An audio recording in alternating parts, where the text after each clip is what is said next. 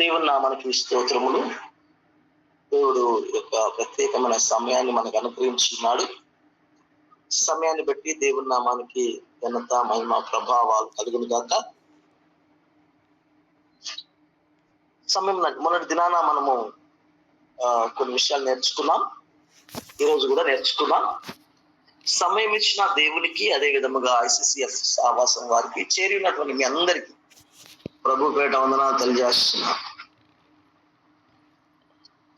So పోయినసారి మనము attributes of God లో కొన్ని విషయాలు చూసుకుంటున్నాం. దైవిక పనుల మూలముగా పరిశుద్ధాత్మనికి ఆపాదింపబడిన 8 కార్యాలను మనం చూసాం. సృష్టిలో ఏజెంట్ గా, జీవాన్నిచ్చే ఏజెంట్ గా, వాక్య ప్రేరణలో ఏజెంట్ గా, మోక్షానికి ఏజెంట్ గా, యేసుని గురించిన సత్యంలోకి నడిపించుట్లో ఏజెంట్ గా, కొత్త జన్మనిచ్చుట్లో ఏజెంట్ గా, క్రీస్తు శరీరంలోకి విలీనం చేసేట్లో ఏజెంట్ గా, మనల్ని పవిత్రీకరించడంలో ఏజెంట్ గా అతడు చేసే కార్యాలన్నీ మనము చూడగలిగాం. అద్భుతమైనటువంటి విషయాలు మనం నేర్చుకున్నాం. ఇప్పుడు పరిశుద్ధాత్మకి ఇవ్వబడ్డటువంటి పేర్లు, కొన్ని పేర్లను మనం చూద్దాం. అయితే క్రీస్తు శాస్త్రంలో, అదేవిధంగా దైవ శాస్త్రంలో నేర్చుకున్నట్టుగానే పరిశుద్ధాత్మ శాస్త్రంలో కూడా కొన్ని గ్రీక్, అదే విధముగా హిబ్రూ రిలేటెడ్ పేర్లను మనం చూసుకోవాలి. ఈ రూట్ వర్డ్స్ అంటారు వీటిని. ఇవి తెలిస్తేనే పరిశుద్ధాత్మ యొక్క విలువ, దాని యొక్క అర్థం ఏంటో మనకు తెలుస్తుంది. చాలా మందికి పరిశుద్ధాత్మ విలువ తెలియకపోవడం ఏంటంటే రూట్ వర్డ్స్ తెలియకపోవడం. అందులో మొదటిగా మనం చూసేది ఏంటంటే పాత నిబంధన గ్రంథంలో అతనికి ఇవ్వబడ్డటువంటి పేరు, ఓల్డ్ టెస్టమెంట్ నేమ్స్. ఈ పరిశుద్ధాత్మకి లేక ఆత్మకు ఉండబడ్డటువంటి ఇంగ్లీష్ లో స్పిరిట్ అని అంటారు కదా. ఎక్స్క్యూజ్ మీ, దాని యొక్క హిబ్రూ పదం వచ్చి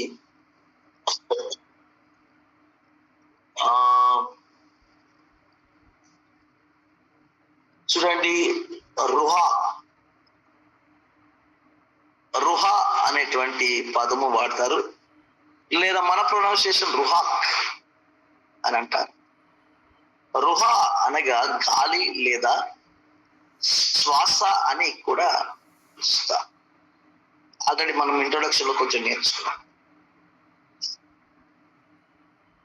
దీనికి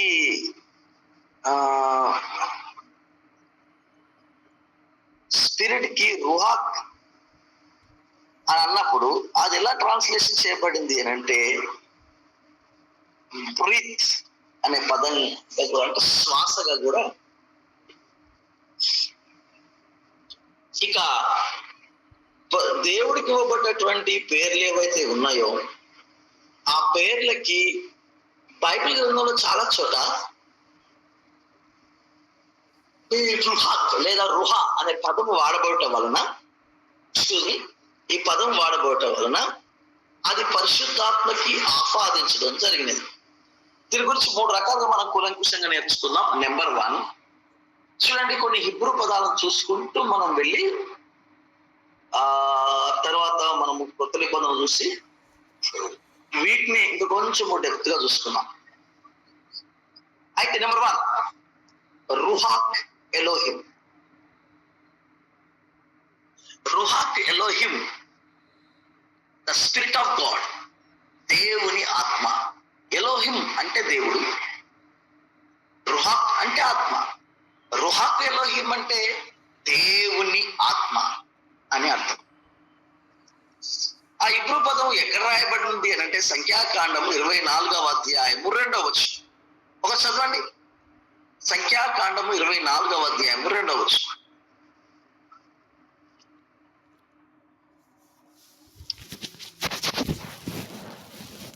అమ్మ ఎవరైనా చదవరా? పాస్టర్స్ అయినా చదవండి. కొంచెం స్పీడ్ సహాయం చేయండి నాకు. 24:2 ఫాదర్.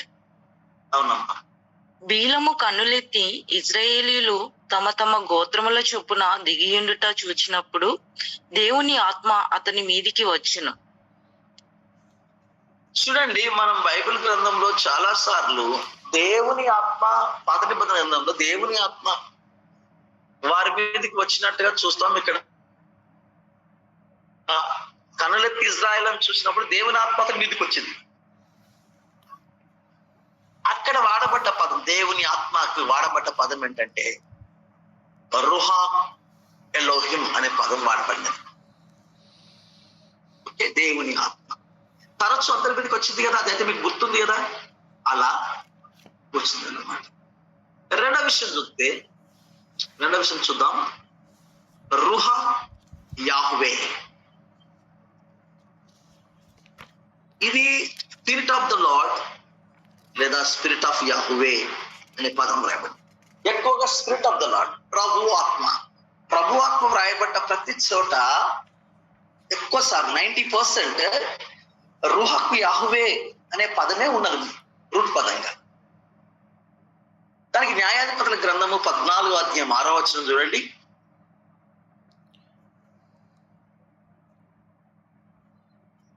న్యాయాధిపతుల గ్రంథము 14:6. యెహోవా ఆత్మ అతనిని ప్రేరేపింపగా అతని చేతిలో ఏమీ లేకపోయినను ఒకడు మేకపిల్లను చీల్చినట్లు అతడు దానిని చీల్చెను. అతడు సింహాన్ని చీల్చగలిగాడు. సాంసోను గురించి, సాంసోను సింహాన్ని చీల్చడానికి అతనిలో చేతిలో ఏం లేదు. మనం ఏట మాంసం తయారు చేస్తాంగా, చేతిలో ఏం లేకుండా, సరైన ఆయుధాలు లేకుండా చేస్తామా? చేయం. సో రైట్, కాబట్టి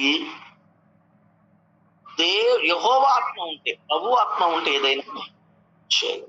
సో ఇక్కడ యెహోవా తెలుగులో కూడా రాయబడ్డది. సో రుహా యెహోవా.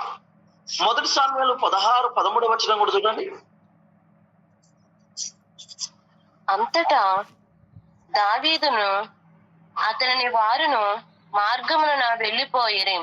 వారు వెళ్ళిపోవచుండగా షేమి అతనిని కేదోరునుగాను కొండ పక్కన పోవచ్చు అతని మీదకి రాళ్ళు విసురుచు ధూళి ఎగరగొట్టి చుండెను.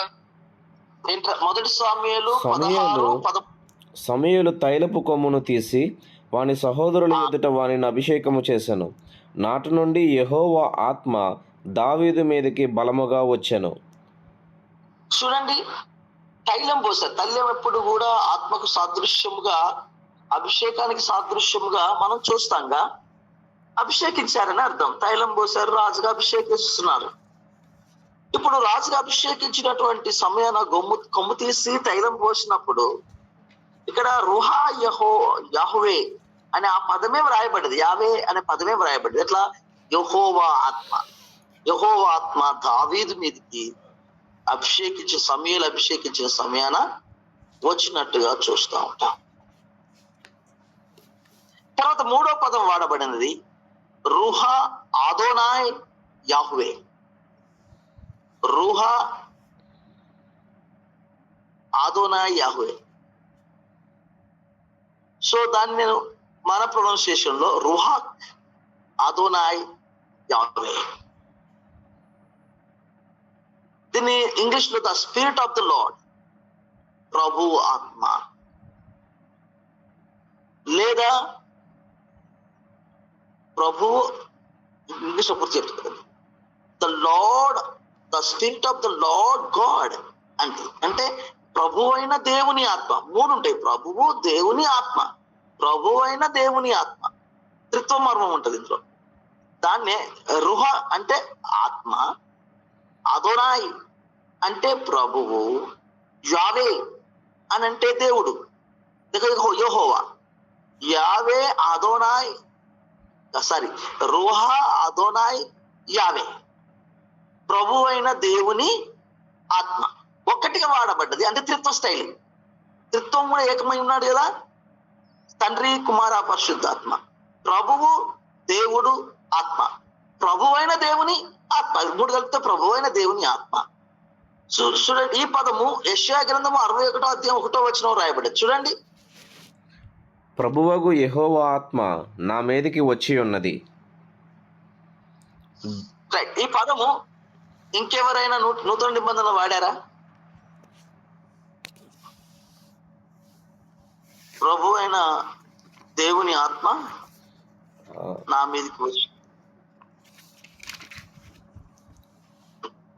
నాజరేత్ మేనిఫెస్టోలో యేసు ప్రభుల వారు తనను తాను డిక్లరేషన్ చేసుకుంటున్న సమయాన వాక్యము చదివి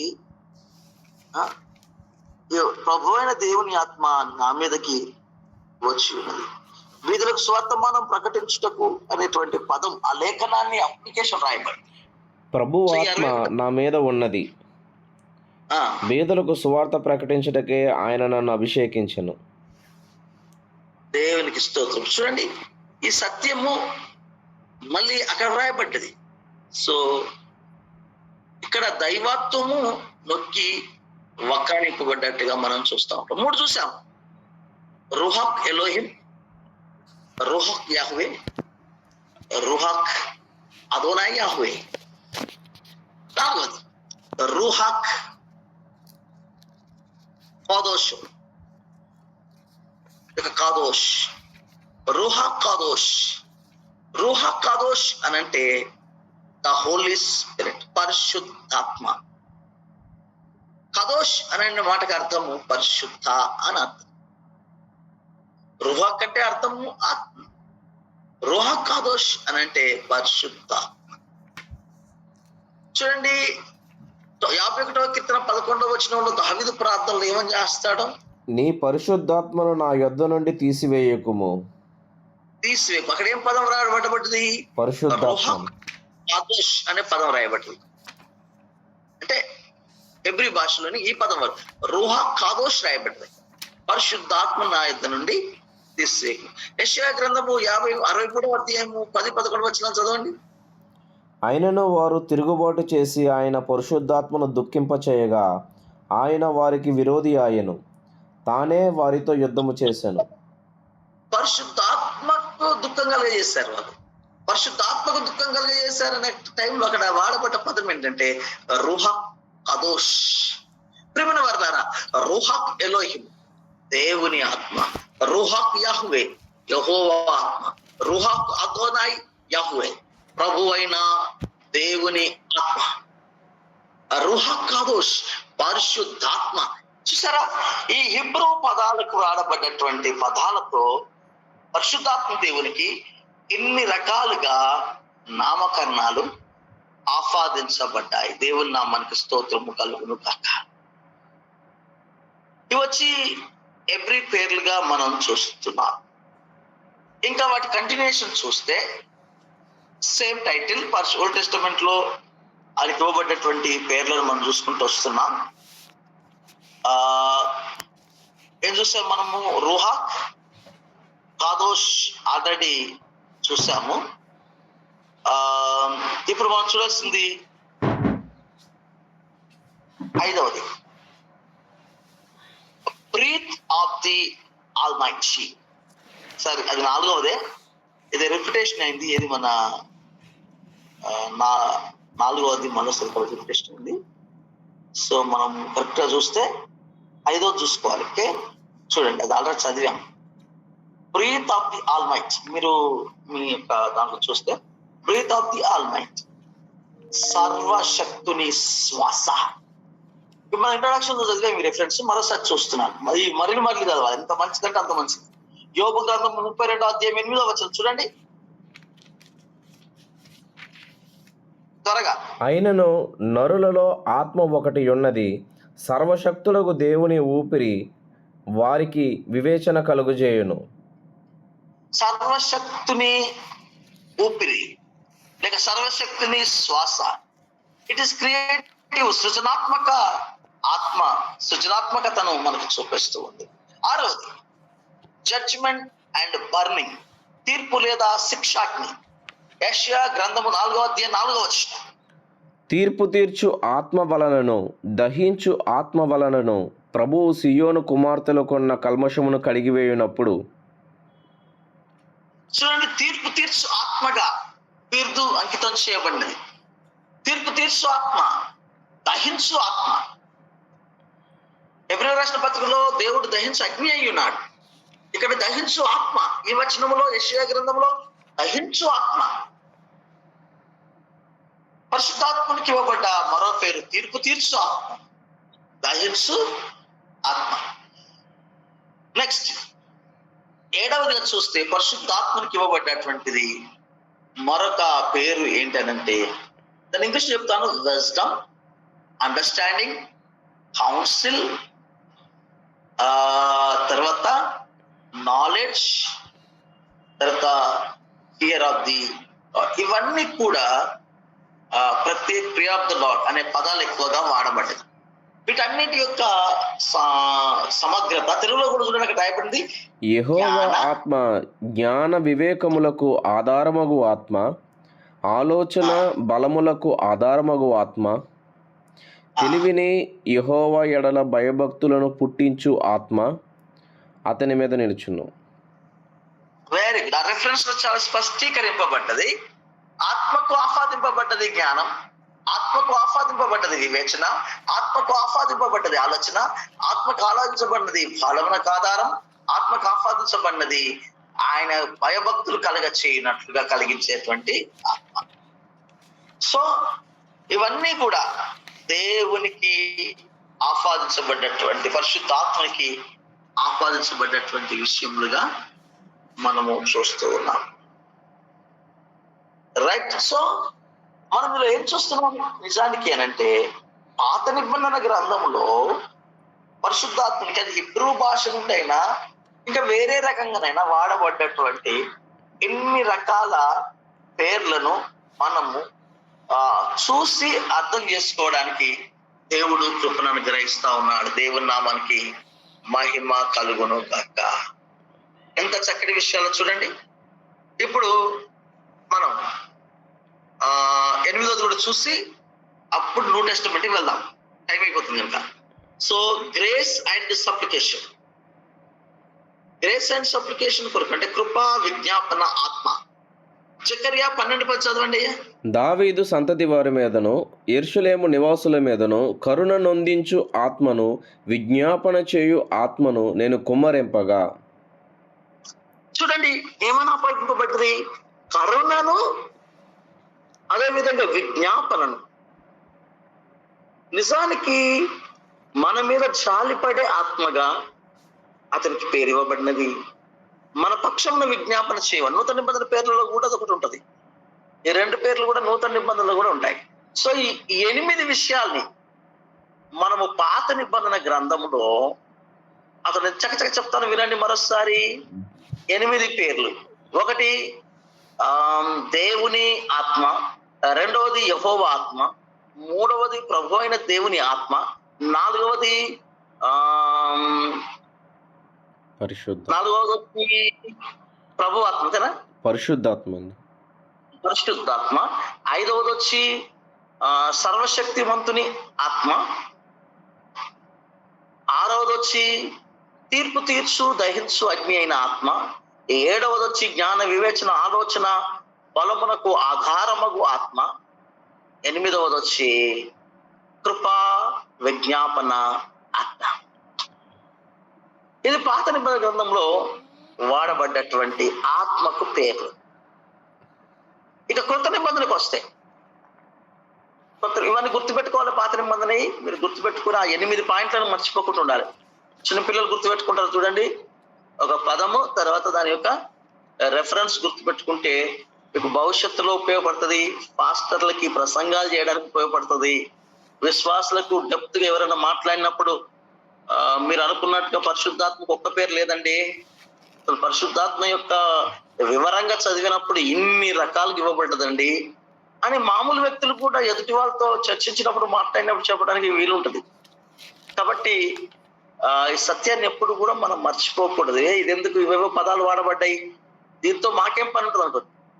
దేవుని వాక్యం ఎప్పుడైనా ఏ రకంగానైనా మీకు ఉపయోగపడుద్ది. నేర్చుకున్న సత్యం ఎప్పుడు వేస్ట్ కావద్దు. మేము చిన్నప్పటి నుండి ఏమేమి నేర్చుకున్నాం అవన్నీ ఇప్పుడు ఉపయోగపడుతున్నాయి.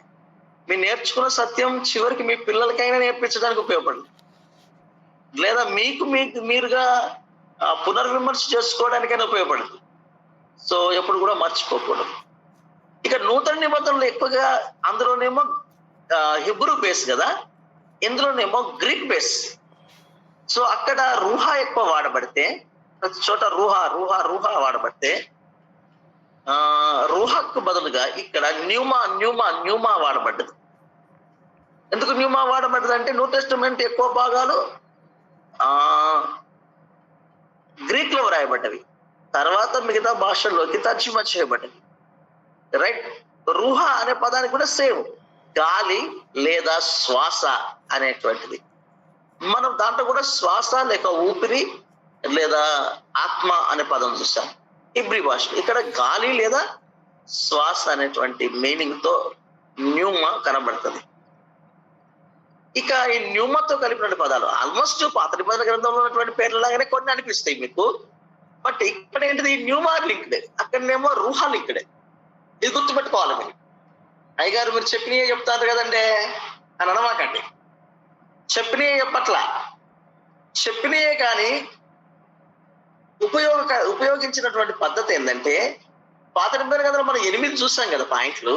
ఆ 8 పేర్లు కూడా రూహా అనే ఇబ్రీ పదముతో లింక్ అయినవి అన్నమాట. ఇప్పుడు చెప్పబోయేటువంటి న్యూ టెస్టిమెంట్ పేర్లు ఎక్కువగా న్యూమా అనే పదంతో లింక్ అయి ఉంటాయి అన్నమాట. అదే దేవుని ఆత్మ, యెహోవా ఆత్మ, ప్రభు ఆత్మ, పరిశుద్ధాత్మ, విజ్ఞాపనాత్మ, సహాయం చేసే ఆత్మ, జాలిపడే ఆత్మ, ఆదరణాత్మ, ఇవే పదాలు మీరు వాడారు కదండి. అక్కడే పదాలు వాడారు, న్యూ టెస్టిమెంట్ లో పదాలు వాడారు. ఏంటి, పాత నిబంధనలు ఏ పేర్లు వాడారో న్యూ టెస్టిమెంట్ లో అదే పేరు వాడకూడదని ఏమన్నా రాసి ఉందా? కాదండి. స్పెషల్ గా చెప్పాలని ఏం కాదు, అవే రిపిటేషన్ అయినా పర్వాలేదు. కాకపోతే ఏంటంటే నీకు ఒక స్లైడ్, ఒక గీత లాంటి అద్భుతమైనటువంటి మర్మం మనకు గుర్తుండాలి. అదేంటంటే అది పాత నిబంధన, ఇది క్రొత్త నిబంధన. పాత నిబంధనలో వాడబడ్డ భాషా ప్రయోగం వేరు, భాష వేరు. ఇక్కడ భాష వేరు, భాషా ప్రయోగం వేరు. అక్కడ వాడబడ్డటువంటి భాష వచ్చి హెబ్రీ భాష, ఇక్కడ వాడబడ్డటువంటి భాష గ్రీక్ భాష. అక్కడ వాడబడ్డటువంటి భాషలో, హెబ్రీ భాషలో శ్వాస లేదా ఆత్మ లేదా ఊపిరి అనే పదంతో వాడబడ్డటువంటి రుహా అనే పదం వాడబడ్డది, లేదా రుహా అనే పదం వాడబడ్డది. అదే ఇక్కడ నూతన నిబంధన చూస్తే గాలి శ్వాసగా వాడబడుతున్నట్లు, పరిశుద్ధాత్మ వల్ల పుట్టిన వాడు గాలి ఎట్నుండి వచ్చిన ఎట్నుండి వెళ్ళిన తెలియదు కదా, వాడును అలాగే ఉంటుందని చెప్పినట్లుగా ఇక్కడ కూడా ఎలా రాయబడ్డది అంటే న్యూమా అని రాయబడ్డది. ఇప్పుడు మీరు చూస్తా ఉంటే సేమ్ రిపిటేషన్ అనిపించిన న్యూమాతో లింక్ ఉంటుంది, గుర్తుపెట్టు. నెంబర్ 1 న్యూమా హెజియోన్. న్యూమా హెజియోన్ అంటే హోలీ స్పిరిట్, హెజియోన్ అంటే హోలీ. అతని మొదలు వాడబడ్డట్టునే ఇక్కడ వాడబడ్డది, కానీ ఇక్కడ హెజియోన్ అనే పదం వాడబడ్డది. పరిశుద్ధాత్మ. చాలా రెఫరెన్స్ లో ఒక్క రెఫరెన్స్ చదువుదాం. ఎవరైనా చదవండి. లూకా 11:13. పరలోకమందున్న మీ తండ్రి తన్ను అడుగు వారికి పరిశుద్ధాత్మను ఎంతో నిశ్చయముగా అనుగ్రహించుననెను. ఇంకా చాలా విషయాలు అనేవి, కానీ ఒక్కటే రెఫరెన్స్ అవుతున్నాను. తర్వాత మీరు ఇంటికి వెళ్ళాక మిగతా రెఫరెన్స్ చదవండి, అది మీకు పీడిఎఫ్ పెడతారు, లేకపోతే తర్వాత భవిష్యత్తులో మీకు బుక్గా వస్తుంది. సో ఇక్కడ ఏమని రాయబడినది, పరిశుద్ధాత్మను నిశ్చయంగా మీ పరలోకమందున తండ్రి ఇస్తాడు కదా. సందర్భం ఎంత చూడండి, మీరు అడిగితే ఇస్తాడు, అడుగుడు ఇవ్వబడదు. మీ తండ్రి ఒకవేళ చెడ్డవాడయ్యుడు మీకు మంచి ఇవ్వని ఎరిగితే పరలోకమందున తండ్రి పరినిశ్చయంగా పరిశుద్ధాత్మ, అక్కడ వాడబడ్డ పదము న్యూమాహాస్యం. Number 2 spirit of God. ఇక్కడ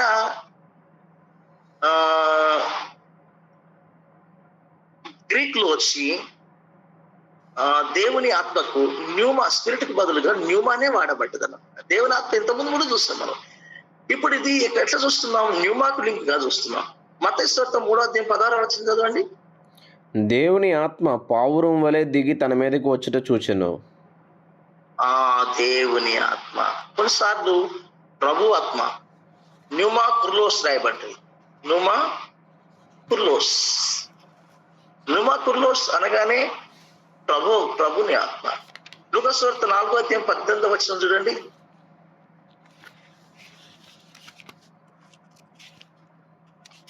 లూకా 4:18. ప్రభు ఆత్మ నా మీదనున్నది, బీదలకు సువార్త ప్రకటించుటకై ఆయన నన్ను అభిషేకించెను. ప్రభువు ఆత్మ. ఇక్కడ న్యూమా కుర్లోస్ రాయబడ్డది, రైట్? సో పైననేమో న్యూమా యాజియోన్ రాయబడ్డది, సెకండ్ ఏమో న్యూమా థియోస్ అని రాయబడ్డది, థర్డ్ ఏమో అందులోనే రెండో దాంట్లో న్యూమా కుర్లోస్ కూడా వాడబడ్డది. కానీ నూతన నిబంధనలు ఒక ప్రత్యేకమైనటువంటి రీతిలో వాడబడ్డ ఒక పేరు ఏంటంటే పారాక్లిటోస్. ఒక గ్రీక్ పదం పారాక్లిటోస్ అని రాయబడ్డది. పారాక్లిటోస్ వచ్చి ఒక రోజంతా చదువుకున్నా మనకు సరిపోదు సబ్జెక్టు. యేసు ప్రభుకి పరిశుద్ధాత్మ దేవుడు పక్కనే ఉండి సహాయం చేసే విషయంలో పారాక్లిటోస్ గా ఏం చేశాడో డెప్త్ గా వెళితే రోజంతా చెప్పుకోవచ్చు. మొత్తంగా చెప్పే విషయం ఏం కాదు. కంఫోర్టర్, కౌన్సిలర్, హెల్పర్ అనే పదాలు వాడతాం చూడండి. ఆదరణకర్త, ఆలోచనకర్త, సహాయకుడు, ఈ మీనింగ్లను మేళవింపే పారాక్లిటోస్. మీ మీదికి ఆదరణకర్త వచ్చినప్పుడు అని రాయబడ్డది. ఆదరణకర్త అంటే మామూలు పదవేం కాదు. ఆదరణకర్త పాత నిబంధనలు రాయబడ్డాయి, ఆలోచనకర్త పాత నిబంధనలు రాయబడ్డ పదమే. తర్వాత సహాయకుడు, సాటి అయిన సహాయం దగ్గర మొదలుకొని సహాయకుడు. ఆయన ఎంతగా సహాయం చేస్తాడంటే అంతగా సహాయం చేయగలడు. అది యేసు ప్రభు యొక్క జీవితంలో పరిశుద్ధాత్మని కార్యాలు మనం చూస్తే ఆయన ఎంతో ఎంతో ఎంతో ఎంతోగా సహాయం చేసినట్టుగా ఉంటది. కాబట్టి సమయము సరిపోదు డెప్త్గా నేర్చుకుంటే. కానీ ఒక్కటి గుర్తుపెట్టుకుంటే బాగుంటుంది. ఏమని? నిజానికి పరిశుద్ధాత్ముడు మనల్ని ఆదరించడానికి, మనకి సహాయం చేయడానికి, మనకు తోడు నిలవడానికి పారాక్లిటోస్ గా వస్తాడు. పారాక్లిటోస్ ప్రయోగం వచ్చి చాలా చాలా చక్కటి ప్రయోగం, పవర్ఫుల్ ప్రయోగం, అద్భుతమైన ప్రయోగం. అసలు పండితులు, వేదాంత పండితులు అయితే చాలా ఆశ్చర్యపోయారు ఈ పద ప్రయోగం చూసి. అసలు అతనికి అలాంటి పేరు, అలాంటి బిరుదు పరిశుద్ధాత్మ మర్మంగా బైబిల్ ఎంత మంచి రాయబడ్డదు అంటే చాలా సోషల్ గా మనిషికి అందుబాటులో ఉండి, భక్తునికి అందుబాటులో ఉండి మంచి భక్తిలోకి నడిపించగలిగినటువంటి ఆత్మగారు. దాంట్లో ఒక 4 భాగాలను చూద్దాం. ఎలా సహాయం చేస్తాడు, ఎలా ఆదరిస్తాడు, ఎలా ఆయన ఆలోచన చెప్తాడో చూడడానికి ఒక 4 విషయాలు ఉంటాయి. Number 1, along side to help. నీ ప్రక్క సహాయుడు, నీ ప్రక్కనే ఉండి నీకు సహాయం చేస్తాడు. మనుషులు నీ పక్కనే ఉండి వెన్నుపోటు పొడుస్తారు. మనుషులు నీ పక్కనే ఉండి నీ మీద వేరేలాగా మాట్లాడతారు. నీ పక్కనే ఉండి మనుషులు నీకు అన్యాయం చేస్తాడు. నీ పక్కనే ఉన్న సాతాను నిన్ను మోసం చేస్తాడు.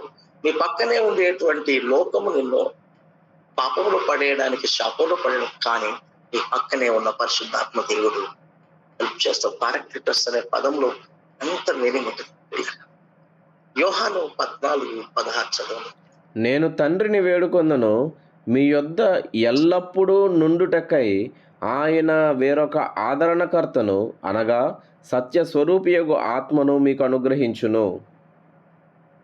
చూడండి ఇక్కడ ఎంత మంచి రాబడినది. ఆయన మీతోనే ఎల్లప్పుడూ ఉండడానికి వస్తాడు. ఇంకా రాయబడినది వేరొక ఆదరణకర్త. వేరొక అనే పదాన్ని అండర్లైన్ చేసుకుందంటే పిల్లారా, యేసు ప్రభువులో ఉండే హీరోయిజం ఎలా ఉంటుందంటే, అబ్బాబ్బా యేసు ప్రభుకి ప్రపంచం అంతా అభిమానం. Irrespective of caste, creed, religion, place, everything, colour, tribes, అలా మనము ఏ నైసర్గిక పరిస్థితిలో బ్రతుకుతున్న ప్రజల్ని అడిగినా ఎందుకు అనంటే యేసు ప్రభు నిజమైన పారాక్లిటోస్, ఆయన ఆదరణకర్త. అందుకో పాట పాడుకుంటాం చూడండి, నేషనల్ బ్రదర్ రాసుకుంటాం, ఆదరణకర్తవు అనాథునిగా విడువవు, నా తోడు నీ ఉండగా ఒంటరిని కానెన్నడు, నా తోడు నీ ఉండగా ఒంటరిని కానెన్నడు, యేసయ్యా నా యేసయ్యా, యేసయ్యా నా యేసయ్యా, ఆదరణ కర్తవు. ఆదరణకర్త యేసు ప్రభు ఆదరణకర్త అనే చరిత్రలో మనము చూస్తే ఆయన పుట్టినది మొదలుకొని ఆదరిస్తూ వస్తున్నటువంటి వాడు, పాపం చేసి పట్టబడిన వాళ్ళని అమ్మా అని పిలిచినటువంటి వాడు. కుష్ఠరోగిని నన్ను ముట్టగలవా ప్రభు అని అంటే యస్ నాకు ఇష్టమే, ఐ విల్ టచ్ యు అని చెప్పినటువంటి దేవుడు. సూకర్ల దగ్గరికి వెళ్ళి ఫోన్ చేసినటువంటి దేవుడు, పాపులతో పడుకున్నటువంటి వాడు, రోగులకు నేను వైద్యుని చెప్పిన వాడు, కాపరి లేని గొర్రెల వల్ల చల్లా చెదరినట్టుగా ప్రజలు కనబడితే ఆ రోమా సామ్రాజ్యము కింద మగ్గుతూ, సాతాను కబంధ హస్తములో మగ్గుతూ, మాకు అసలు హోపు లేదు, నిరీక్షణ లేదు, సహాయము లేదు, మాకు అసలు మెషియా లేడు, మాకు ఆదరణే లేదు అని బ్రతుకుతున్నటువంటి ప్రజలకు ఒక ఆశాకిరణముగా, ఒక చిగురుగా, ఒక మొద్దు నుండి వచ్చినటువంటి చిగురుగా ఆయన వచ్చి పక్క నుండి వారితో పాటు ఉండి, వారితో పాటు పడుకొని, వారితో పాటు భోంచేసి, వారితో పాటు తుఫాన్లో ఉన్నాడు, వారితో పాటు మరణంలో ఉన్నాడు, వారితో పాటు కష్టంలో ఉన్నాడు, వారితో పాటు నిందంలో ఉన్నాడు, వారితో పాటు అపరాధాల్లో ఉన్నాడు, వారితో పాటు అన్ని రకాల అనుభవిస్తూ నేను ఇదిగో ఆదరణకర్తగా మీతో పాటు నిత్యం ఉంటానని చూపించినాడు. ఇప్పుడు ఆయనే అంటున్నాడు, నేను మరొక ఆదరణకర్తను పంపుతాను. వావ్, ఆయన నిత్యము నీ లాంగ్ సైడ్ లో ఉండి ఆయన నీ కుడి ప్రక్కన నీడ వలె ఉండును. దేవుడు ఏ విధంగానైతే నీ పక్కన నీడ వలె, నీడ నిన్ను వదిలిపెట్టుకోదు. 121వ కీర్తనలో ఇశ్రాయేలు కాగివాడు కునుకడు నిద్రపోడు, ఆయన కునుకడు నిద్రపోడు, ఆయన ఎప్పటికీ నీతో పాటు ఉంటాడు. వావ్, నీ కుడి పక్కన ఆయన నీడ వలె ఉంటాడు. ఆయన నీ సహాయకుడు, ఇది మొదలుకొని నీ రాకపోకల నుండి ఆయన తోడుగా ఉంటాడు. ఇదిగో ఆయన యుగ సమాప్తి వరకు నీతో పాటు ఉండగలిగినటువంటిది. ఆ తండ్రి ఏ విధంగానైతే నీతో పాటు నిత్యం ఉంటాడో, క్రీస్తు ఏ విధంగానైతే మత్తయి సువార్త 20 వచనంలో ఇదిగో యుగ సమాప్తి వరకు నీతో పాటు కూడా ఉన్నానని చెప్పాడు. అదే ఆదరణ సహాయకుడు he will be on side you always. ఇన్ని విషయాలు ఉంటాయండి, ఇన్ని రకాల విషయాలు ఉంటాయి. ఒక్క మాటలు చెప్పుకుంటూ పోయేది కాదు పారాక్లిటోస్ అని నేను. నెంబర్ 2, దాంట్లో రెండవ భాగం పారాక్లిటోస్ అని అంటే రెండవ భాగం ఏంటంటే ద స్పిరిట్ ఆఫ్ సత్య స్వరూపి ఆత్మ. నిన్ను సర్వ సత్యంలోనికి తీసుకు వెళ్ళడానికి సత్య స్వరూప ఆత్మగా వస్తాడు. గుడ్డివాడిని నడిపిస్తే బోతులో పడేస్తాడు. మీరు అంధ గురువులు, గుడ్డి గురువులై ఉన్నారు అని చెప్పి పరిశీలను, సద్దుకాయలని, శాస్త్రులను, ఉపదేశకులను బట్టి యేసుప్రభుల వారు చెప్పిన మాట. కానీ మనల్ని నడిపించేటువంటి పరిశుద్ధాత్ముడు సత్య స్వరూపి కనుక సర్వ సత్యంలోకి నడిపించడం విజయమే. ఇది ఈ పదం గుర్తుపెట్టుకోండి ఎప్పటికీ. సత్య స్వరూపి ఆత్మ కనుక సర్వ సత్యంలోకి నడిపించలేదు. ఎవరు పడితే వారు సర్వ సత్యంలోకి ఎందుకు నడిపిస్తారు? ఇప్పుడు చాలా మంది గొప్పలు చెప్పుకునేటువంటి పాస్టర్స్ ఏంటి, మేము సర్వసత్యంలో ఉన్నామండి అని అంటారు. సర్వసత్యంలో ఉన్నానని చెప్పే నీవు సత్యస్వరూపి ఆత్మ నీతో లేకపోతే నువ్వు సర్వసత్యంలో ఎక్కడ ఉన్నట్టండి? నా రీజనింగ్ ఇది. నువ్వు సర్వసత్యంలో ఉన్నావు అని చెప్పడానికి సత్యస్వరూపి ఆత్మ ఉండాలి నీకు. అదే పారాక్లిటోస్ కు రాయబడ్డటువంటి పదం. అందులో థర్డ్ భాగం ట్రినిటేరియన్ అసోసియేషన్. ఈ యొక్క పారాక్లిటోస్ తో త్రిత్వ సహవాసం కనబడుతుంది. ఇంతకుముందు నేను చెప్పినట్టుగా ఆయన తండ్రి సహాయకుడే, తర్వాత కుమారుడు సహాయకుడే, పరిశుద్ధాత్మ సహాయకుడే. తండ్రి నిత్యం ఉండేవాడే, కుమారుడు నిత్యం ఉండేవాడే, పరిశుద్ధాత్ముడు నిత్యం ఉండేవాడే. తండ్రి పారాక్లిటోసే, కుమారుడు పారాక్లిటోసే, పరిశుద్ధాత్ముడు మరొక పారాక్లిటోసే. తండ్రి ఆదరణకర్తే, కుమారుడు ఆదరణకర్తే, పరిశుద్ధాత్మ ఆదరణకర్తే. ఇలా త్రిత్వపు భాగస్వామ్యము పారాక్లిటోస్ లో కలపడం. ఒక్క రెఫరెన్స్ అవుతుందమ్మా, మత్తయి సువార్త 10:20. చాలా ఉన్నాయి కానీ ఒకటి చదువుదాం. మీ తండ్రి ఆత్మ మీలో ఉండి మాట్లాడుచున్నాడే గాని మాట్లాడువారు మీరు కారు. దేవునికి స్తోత్రం కలుగును గాక. ట్రినిటేరియన్ సహవాసం, ఈ మాట ఎవరు చెప్తున్నారు? యేసు ప్రభు వారు. యేసుప్రభు అంటే యేసుప్రభు మాట్లాడుతాడు కదా అక్కడ. ఆయన ఏం చెప్తాడు? తండ్రి అని చెప్తున్నాడా? తండ్రి తండ్రి ఆత్మ. తండ్రి రెండు భాగాలు కదా, తండ్రి ఆత్మ. తండ్రి అనేది ఏంటిది? ఆబోస్. ఆత్మ ఏంటిది? రూహాక్. తండ్రి కుమార పరిశుద్ధాత్మ కదా మనం పిలుచుకునేది. సో త్రిత్వ సహవాసం అట్లా అలా అన్ని చాలా రెఫరెన్స్. నేను ఒకటే చెప్తున్నాను మీకు. అలా ప్రతి దాన్ని విడమర్చి చెప్తే మీకు త్రిత్వ మర్మం మస్తు కనబడింది. అంటే త్రిత్వం గురించి మనము డిఫెండ్ చేసుకోవడానికి ఇన్ని రెఫరెన్స్లు ఉన్నాయా? అసలు భాష రూట్ వర్డ్ లోకి వెళ్తే ఇంత తెలుసుకోవచ్చా అని అనిపిస్తుంది. చూడండి, అక్కడ ఒక పారాక్లిటోస్ గా, ఆదరణకర్తగా, నిత్యం ఉండేవాడుగా, ఇక్కడ కుమారుడు ఉన్నాడు. మాట్లాడేవాడు ఎవరు? కుమారుడు. కుమారుడు మాట్లాడుతున్నాడు.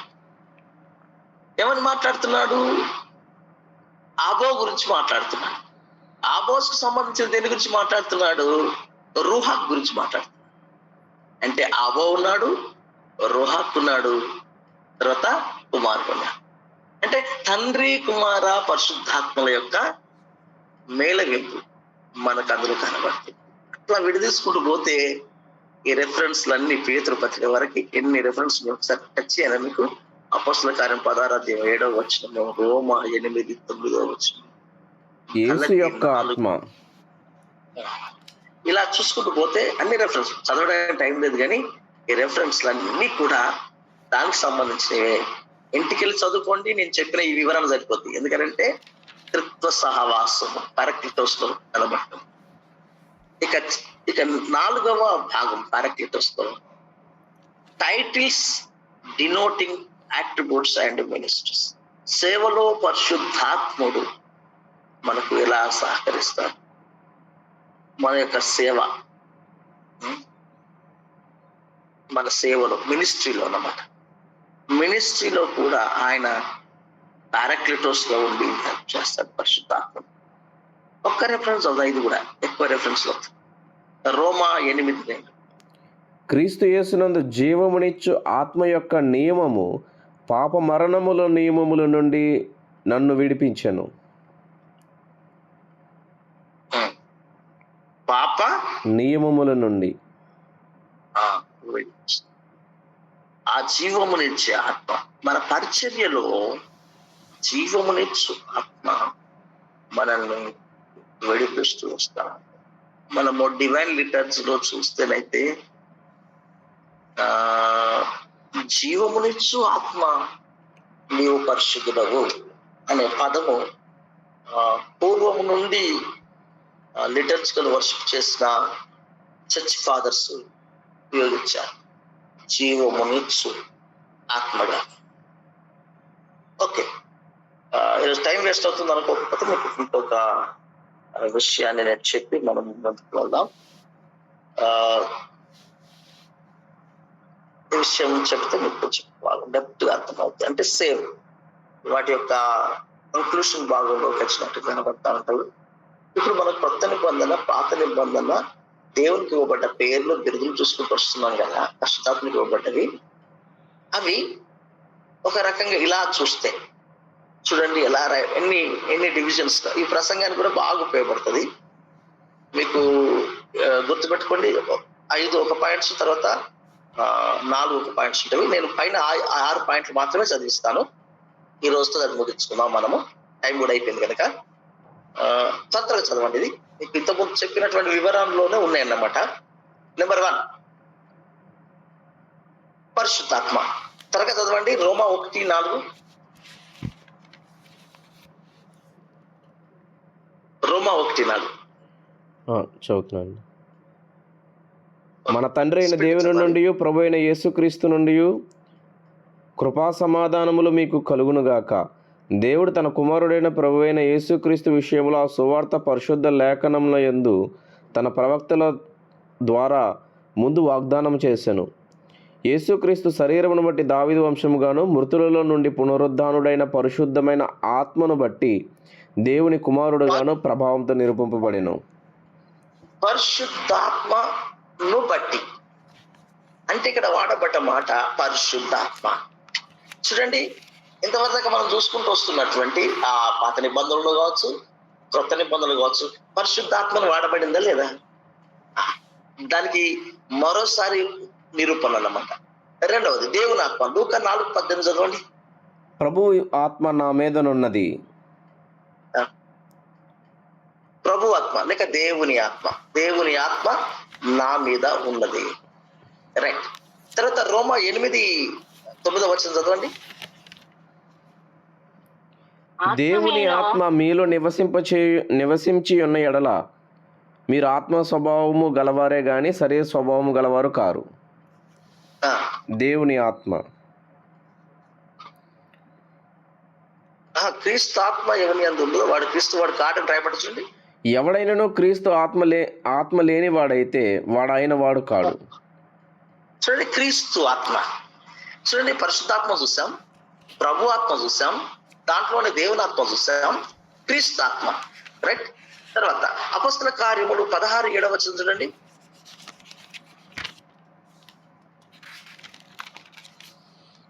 ఆత్మ వారిని వెళ్ళనీయలేదు. యేసు యొక్క ఆత్మ వారిని వెళ్ళనీయలేదు. యేసు యొక్క ఆత్మ, క్రీస్తు ఆత్మ, యేసు ఆత్మకి డిఫరెంట్ ఏంటంటే, దేవుని ఆత్మ, ప్రభు ఆత్మకి డిఫరెంట్ ఏంటంటే, పరిశుద్ధాత్మ. ఇవన్నీ పక్క పక్కనే ఉన్నాయి కదండి. ఏదో పెద్ద గొప్పగా చాలా మీనింగ్స్ ఉన్నాయి బిడ్డలారా, చాలా చాలా మీనింగ్స్ ఉన్నాయి. తర్వాత మత్తయి 10:20 చూడండి. మీ తండ్రి ఆత్మ మీలో ఉండి మాట్లాడుచున్నాడే గాని మాట్లాడువారు మీరు కారు. మీ తండ్రి ఆత్మ, మీ తండ్రి ఆత్మ మీలో. తర్వాత కొరింథీయులకు రాసిన 2వ పత్రిక 3:3 చదవండి.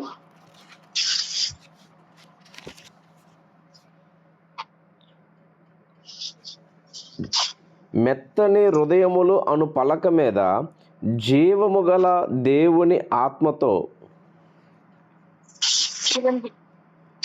జీవము గల దేవుని ఆత్మ. ఇప్పుడు ఇది 6 రాయబడ్డాయి కానీ 7 విషయం గుర్తు పెట్టుకోవాలి మీరు. 6గా కాదు. రైట్. ఇప్పుడు మనం కంక్లూషన్ లోకి వస్తున్నాం. మనము రుహా చూసినా, మనము న్యూమా చూసినా, పారాక్లిటోస్ చూసినా, 3 భాగాలు చూసుకున్నాం. మనం దేవుని నామములలో, పరిశుద్ధాత్మకు ఇవ్వబడేటువంటి నామములలో రూహాలో కూడా పరిశుద్ధాత్మ, దేవుని ఆత్మ, ప్రభు ఆత్మ, యెహోవాత్మ ఇలాగని చూసుకుంటూ వచ్చాం. తర్వాత మనము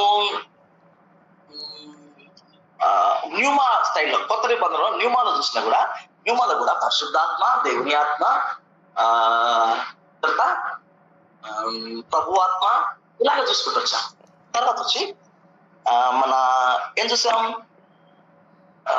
పారాక్లిటోస్ చూసాం. పారాక్లిటోస్ తండ్రి, కుమార, పరిశుద్ధాత్మ దేవుడు ముగ్గురులో కూడా 3 భాగాలుగా ఆయన ఏ విధంగా ఉండి సహాయం చేస్తాడు, పనిలో ఉండి సహాయం చేస్తాడు, మినిస్ట్రీలో ఉండి సహాయం చేస్తాడు, మనం చూసాం. మనం 3 భాగాల్లో చూసినటువంటి దాని యొక్క మర్మయుక్తమైనటువంటి ఈ 7 సత్యాలని ఒకటే సత్యంలా కనబడుతుంది, ఒకే పరిశుద్ధాత్మ గురించి కనబడుతుంది. పద ప్రయోగంలో చాలా డెప్త్ ఉంటుంది. పరిశుద్ధాత్మ అని చెప్పినప్పుడు హోలీ స్పిరిట్, హోసియోన్ అనే పదం వాడినప్పుడు డిఫరెంట్ మీనింగ్ వస్తుంది అన్నమాట. ఆత్మ ఓకే, కానీ పక్కన పరిశుద్ధత అని పదం పెట్టడం వల్ల దానికి ఒక ప్రత్యేకత అంకురించుకుంటది. దేవుని ఆత్మ అన్నప్పుడు థియో వాడవలసి వస్తుంది. కాబట్టి థియో వాడినప్పుడు దేవుని ఆత్మకు ఉండేటువంటి విలువ ఒక రేంజ్ లో ఉంది. తర్వాత ప్రభు ఆత్మ వాడినప్పుడు కుర్లోస్ అనే పదం వాడతాం. కుర్లోస్ అనే పదం వాడినప్పుడు దానికి ఒక ప్రత్యేకత వచ్చేస్తుంది. క్రిస్టోస్ వాడతాం. క్రిస్టోస్ వాడినప్పుడు ఆత్మకు ప్రత్యేకత వస్తుంది. యేసు ఆత్మ, అది ఈసూస్ వాడతాం. ఈసూస్ వాడినప్పుడు ఆత్మకు వేరే పదం వస్తుంది. తండ్రి ఆత్మ, ఆబోస్ వాడతాం. ఆబోస్ వాడినప్పుడు దానికి ప్రత్యేకమైనటువంటి పదం వచ్చేస్తుంది. జీవమునిచ్చు ఆత్మ, ఇది రూహా లేక న్యూమా, దేవుని ఆత్మ అనేటువంటి పదం వాడతాం. అంటే జీవమునిచ్చేటువంటి ఆత్మ వాడతాం. ఈ 7 పేర్లలో ఒక్కొక్క దానికి ఒక్కొక్క ప్రత్యేకత అనుకరించుకుంటాం. పరిశుద్ధాత్మను మనం ఒక చిన్న పదంగా, చిన్న వ్యక్తిగా, చిన్న భాగంగా చూడాల్సింది బిల్లాగా. పరిశుద్ధాత్ముడు హోలిస్టిక్, అన్నిట్లో అంతట్లో ఉన్నాడు. అసలు చాలా మంది పుస్తకాలు గుడ్ మార్నింగ్ హోలీ స్పిరిట్ అని రాయడానికి, స్లేయింగ్ ద స్పిరిట్ గురించి పుస్తకాలు రాయడానికి, పరిశుద్ధాత్మ గురించి కొన్ని మూమెంట్లు రావడానికి, పరిశుద్ధాత్మ అనేటువంటి సబ్జెక్ట్ లో ఒక ప్రత్యేకమైనటువంటి థియాలజీ బయటికి రావడానికి, పరిశుద్ధాత్ముడు మనకు హాల్చల్లో మన నిత్యం జీవించేటువంటి జీవితంలో పరిశుద్ధాత్మ యొక్క ప్రాముఖ్యత అవసరం అని చెప్పడంలో ఇది చాలా ప్రాముఖ్యమైనది. కేవలం నామాలే కదా చదువుకుంటూ పోతున్నాం, కేవలం బిరుదులే కదా మనం చూసుకుంటూ పోతున్నాం, కేవలం అట్రిబ్యూట్సే కదా చూసుకుంటూ పోతున్నాం అన్నది కాదండి పిల్లరా. ఎంత మీనింగ్ ఉంటుందంటేనంటే ఒక్కొక్క పదాన్ని ఒక్కొక్క గంట 2 గంటల ప్రసంగంగా చెప్పుకోవచ్చు అన్నమాట. ఇప్పుడు ఈ 7 పాయింట్లతో దైవజనులు కూడా మనం ఎక్కడైనా ప్రసంగాలు చేసుకోవచ్చు. పరిశుద్ధాత్మ, దేవుని ఆత్మ, ప్రభు ఆత్మ, క్రీస్తాత్మ, యేసు ఆత్మ, తండ్రి ఆత్మ, జీవము గల తండ్రి ఆత్మ. తండ్రి ఆత్మ, జీవము గల తండ్రి ఆత్మ, ఆ కొంతలో కూడా చాలా డిఫరెన్స్ ఉంటుంది. తండ్రి ఆత్మను వివరించినప్పుడు ఒక స్థాయిలో వివరించాలి, జీవము గల తండ్రి ఆత్మని వివరించినప్పుడు ఒక స్థాయిలో వివరించాలి. మరోసారి చెప్పుకుంటూ వస్తున్నాను. ముగింపు కనుక ఈ ముగింపును మీరు గుర్తుపెట్టుకుంటేనే ఓల్డ్ టెస్టిమెంట్ నామాలు, న్యూ టెస్టిమెంట్ నామాలు, పారాక్లిటోస్ అనుబంధం మనకు స్పష్టంగా అర్థమవుతుంది. ఆ కంక్లూషన్ ఇవ్వడానికి టైం లేకపోయినా మిమ్మల్ని టచ్ చేస్తున్నాయి. నేను దయతో ఈ 2 నిమిషాలు మీరు జాగ్రత్తగా వినండి. పరిశుద్ధాత్మను వివరించినప్పుడు ఆ డెప్త్ తో వివరించాలి, అంటే హోలీకి ప్రాముఖ్యత ఇచ్చి వివరించాలి. దేవుని ఆత్మను వివరిస్తున్నప్పుడు గాడ్ యొక్క అట్రిబ్యూట్స్ ని దృష్టిలో పెట్టుకుని వివరించాలి. ప్రభు ఆత్మ గురించి వివరించినప్పుడు ప్రభు అనే పదం వాడబడ్డటువంటి ప్రయోగాన్ని బట్టి వివరించగలగాలి. క్రీస్తు యొక్క ఆత్మ వివరించినప్పుడు మెషైక్ లేదా మన అభిషిక్తుడు, క్రీస్తుకు సంబంధించినటువంటి ఆ యొక్క ప్రత్యేకతను గుర్తుపెట్టుకొని మనం ఆత్మల గురించి వివరించాలి. యేసుని గురించి వివరిస్తున్నప్పుడు, యేసు ఆత్మను వివరిస్తున్నప్పుడు అపోస్తలుడు ఊరికే యేసు ఆత్మని పదం వాడలేదు. రోమపత్రికలో ఊరికే క్రీస్తు ఆత్మని వాడలేదు. ఏదో అక్కడ ఏసాత్మకు బదులుగా క్రీస్తు అని రాసేది కావచ్చు, క్రీస్తాత్మకు బదులుగా యేసు అని రాశారు కావచ్చు, తండ్రి ఆత్మను రాయాల్సిన దానికి బదులుగా ఇక్కడ ఏదో మర్చిపోయి జీవం గల తండ్రి ఆత్మ కొంచెము ఎగ్జాస్టరేట్ రాయడానికి వాళ్ళు అక్కడ రాయడానికి ఆ యొక్క అక్కడ ఉన్నటువంటి పరిస్థితులు కూడా ప్రయోగం అయినాయి. అవును, అపొస్తల కార్యంలో రోమాపత్రికలో క్రీస్తాత్మ రాయడానికి అవసరం ఏంటి అంటే అక్కడ మెస్సైనిక్ వర్డ్ అవసరం. అపొస్తల కార్యంలో యేసు ఆత్మను రాయడానికి కారణం యేసు ఆత్మే ఎందుకు రాశారనంటే యేసు రక్షకుడు, ఆ రక్షణ యొక్క ప్రయోగం అవసరం. ఆత్మ రక్షించు ఆత్మగా అవసరం. మత్తయి సువార్తలో మీ తండ్రి యొక్క ఆత్మను చెప్పబడినప్పుడు ఆ తండ్రి యొక్క ఆయన ఈ పరలోకపు తండ్రి మీకు ఎంతగా ఉపయోగపడతాడో మత్తయి సువార్తలో ఎక్కువ పరలోకపు తండ్రి రాయబడి ఉంటుంది.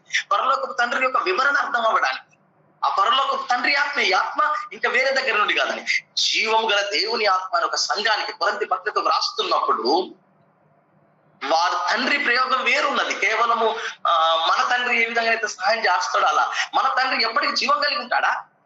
నో కదా.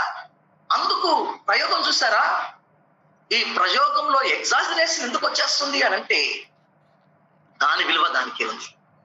సో 7 పాయింట్లు క్రమంగా చెప్పుకుంటూ పోయారుగా, 7 పాయింట్లు పక్కన కూర్చారు కదా, పద్య భాగంగా కూర్చున్నట్లుగా లేకపోతే ఒక క్రమంలో పేర్చినట్టుగా పేర్చారుగా.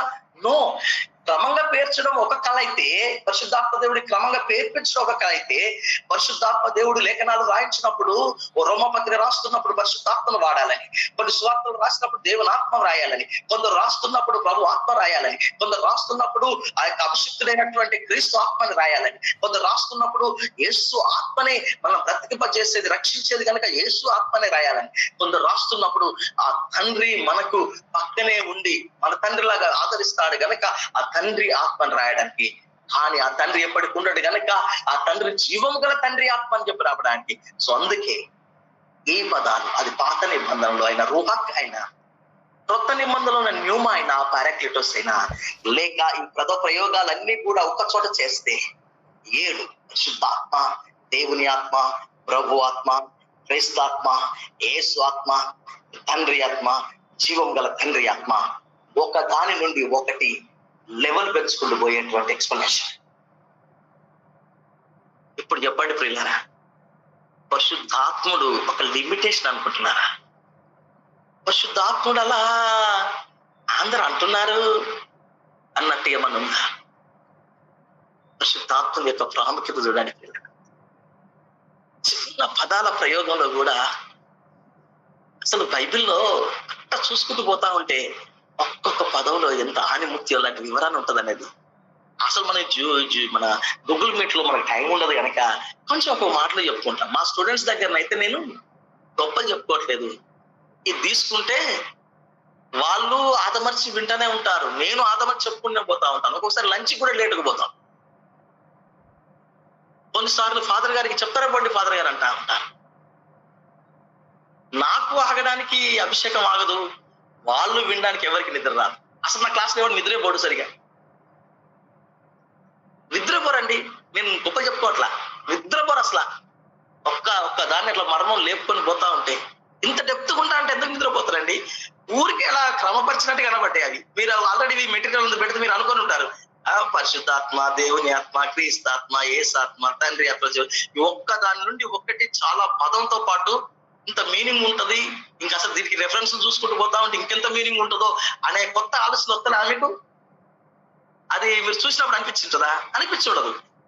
పరిశుద్ధాత్మ, దేవుని ఆత్మ, ప్రభు ఆత్మ, క్రీస్తాత్మ, యేసాత్మ, తండ్రి ఆత్మ, అలా జస్ట్ ఆ ఉన్న పదం అక్కడ కనబడ్డది రాసుకుంటూ పోయింది అన్నట్టు అనిపిస్తుంది. ఆ పరిస్థితి ఏంటి? ఆ పరిస్థితులు ఎందుకు అట్లా ప్రయోగింపబడ్డది? ప్రయోగింపబడట్లో ఆ మీనింగ్ ఏంటి? ఆ పత్రిక రాస్తున్నటువంటి ఆ పౌలు కావచ్చు, సువార్త రాస్తున్నటువంటి వ్యక్తులు కావచ్చు, అసలు ఎందుకు అదే పదాన్ని వాడారు? వాళ్ళు ఎప్పటికి వాడిన పరిశుద్ధాత్మని అంతటా వాడచ్చు కదా పదాన్ని. నో, అంత డెప్త్ మీనింగ్ ఉంది. సో పరిశుద్ధాత్ముడు అతని పేర్లలో నుండి కూడా ప్రజల రక్షణలోకి, ప్రజల అభిషేకంలోకి, ప్రజల ఆదరణలోకి, ప్రజల లైఫ్ లోకి ఇంగ్రీడియంట్ పార్ట్ గా మారడానికి ఉపయోగపడే ఆత్ముడు. ఆ పరిశుద్ధాత్మని కలిగి ఉందాం. అటు కృప త్రియేక దేవుడు మనకు అనుగ్రహించును గాక. ఆమేన్. సమయం ఎక్కువ తీసుకున్నందుకు క్షమించండి. కంక్లూషన్ దీంతోనే వస్తుంది కనుక తీసుకోవాల్సి వచ్చింది. పాయింట్స్ ఎక్కువ కనుక చిన్న ప్రార్థన చేస్తాను. ప్రభువానికి వందనాలు.